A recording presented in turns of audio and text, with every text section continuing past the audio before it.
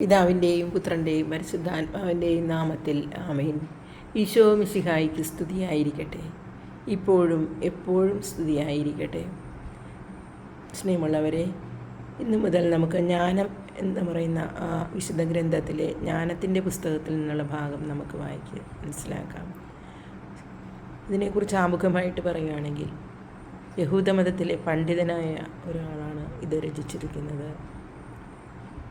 BC 2-ാം നൂറ്റാണ്ടിൻ്റെ അവസാനത്തിലോ 1-ാം നൂറ്റാണ്ടിൻ്റെ ആരംഭത്തിലോ ആയിരിക്കണം ഈ ഗ്രന്ഥരചന നടത്തിയതെന്നാണ് പറയപ്പെടുന്നത്. സോളമൻ്റെ രചിച്ചതാണെന്നാണ് അറിയപ്പെടുന്നതെങ്കിലും യഹൂദമതത്തിലെ ഏതോ അഗാധ പാണ്ഡിത്യമുള്ളയാൾ രചിക്കപ്പെട്ടിട്ടുള്ളതാണ് ഈ പുസ്തകമെന്നാണ് പറയപ്പെടുന്നത്. നമുക്ക് വിശ്വാസത്തോടുകൂടി നമ്മുടെ നിയോഗങ്ങൾ സമർപ്പിച്ചുകൊണ്ട് ജ്ഞാനത്തിൻ്റെ പുസ്തകത്തിൻ്റെ പാരായണം ആരംഭിക്കാം. ദൈവം നിങ്ങളെ അനുഗ്രഹിക്കട്ടെ. ജ്ഞാനത്തിൻ്റെ പുസ്തകത്തിൽ നിന്നും അധ്യായം 1. നീതി ജീവൻ്റെ മാർഗം. ഭൂപാലകരെ, നീതിയെ സ്നേഹിക്കുവിൻ. കളങ്കമന്യേ കർത്താവിനെക്കുറിച്ച് ധ്യാനിക്കുവിൻ. നിഷ്കളങ്കതയോടെ അവിടത്തെ അന്വേഷിക്കുവിൻ. അവിടത്തെ പരീക്ഷിക്കാത്തവർ അവിടത്തെ കണ്ടെത്തുന്നു. അവിടത്തെ അവിശ്വസിക്കാത്തവർക്ക് അവിടുന്ന് തന്നെ വെളിപ്പെടുത്തുന്നു. കുടിലബുദ്ധി മനുഷ്യനെ ദൈവത്തിൽ നിന്ന് അകറ്റുന്നു. ഭോഷൻ അവിടുത്തെ ശക്തിയെ പരീക്ഷിക്കുന്ന ഭോഷന്മാർ ശാസിക്കപ്പെടുന്നു. ജ്ഞാനം കപടഹൃദയത്തിൽ പ്രവേശിക്കുകയില്ല, പാപത്തിന് അടിമയായ ശരീരത്തിൽ വസിക്കുകയുമില്ല. വിശുദ്ധവും സുശിക്ഷിതവുമായ ആത്മാവ് വഞ്ചനയിൽ നിന്നും ഓടിയകലുന്നു. മൂഢാലോചനകളോട് വേഗം വിട പറയുന്നു. അനീതിയുടെ സാമീപ്യത്തിൽ ലജ്ജിക്കുന്നു. ജ്ഞാനം കരുണാമയമാണ്, എന്നാൽ ദൈവദൂഷണം പറയുന്നവനെ വെറുതെ വിടുകയില്ല.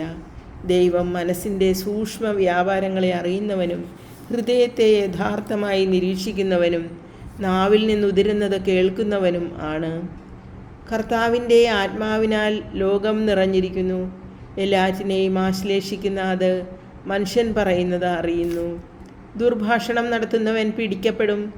നീതിയുടെ ശിക്ഷ അവനെ വെറുതെ വിടുകയില്ല. അധർമ്മിയുടെ ആലോചനകൾ വിചാരണയ്ക്ക് വിധേയമാക്കപ്പെടും. അവൻ്റെ വാക്കുകൾ കർത്താവിൻ്റെ മുൻപിൽ വരും. അത് അവൻ്റെ ദുർവ്യാപാരങ്ങൾക്ക് സാക്ഷ്യമായി തീരും. അസഹിഷ്ണുവായവൻ സകലതും കേൾക്കുന്നു. മുറുമുറുപ്പ് പോലും അവിടുത്തെ ശ്രദ്ധയിൽപ്പെടാതെ പോവുകയില്ല. നിഷ്പ്രയോജനമായ മുറുമുറുപ്പിൽ പെടരുത്.